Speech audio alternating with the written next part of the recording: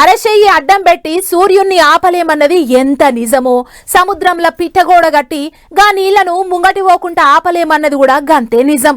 కానీ మేం బరాబర్ ఆపుతామని సముద్రంలో గోడ గట్టిండ్రు ఒక తాన.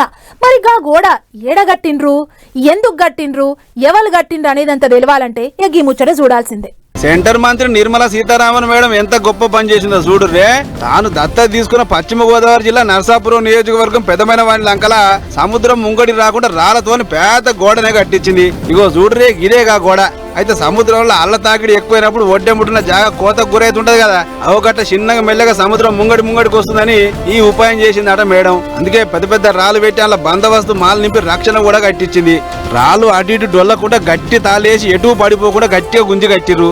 ఈ పనులు ఇట్లా నడుస్తుండగానే దత్తత తీసుకున్న ఊళ్ళో అభివృద్ధి పనులు ఎందాక వచ్చినా చూద్దామని మేడం రాబోతుందట. ఇక ముచ్చటెరికై అన్ని తీర్ల తయారవుతున్నారు అక్కడి నాయకులు. అటు ఊరిని అన్ని తీర్ల పట్టించుకున్నది మా మేడం అని చెప్పి బీచ్లున్న ఉష్కెలగో గిట్ల సైకత శిల్పం గీసిరు. మా గ్రామ అభివృద్ధి ప్రదాత అభినవ సీత అని వాళ్ళ పాయిరాన్ని దాటుకుంటారు. ఇటు కొత్త ఇగమత్తో రక్షణ కూడా కట్టించిన ఇంజనీర్ మాట్లాడుకుంటా దునియాలో ఇప్పుడు ఇదే తరీకల గోడలు నడుస్తున్నాయి. చూస్తానికి రాళ్ళ గోడలు లెక్కనే ఉంటది కానీ పెద్ద పెద్ద అలలు సూత తట్టుకుంటది. ఇది లేటెస్ట్ టెక్నాలజీతో కట్టాం.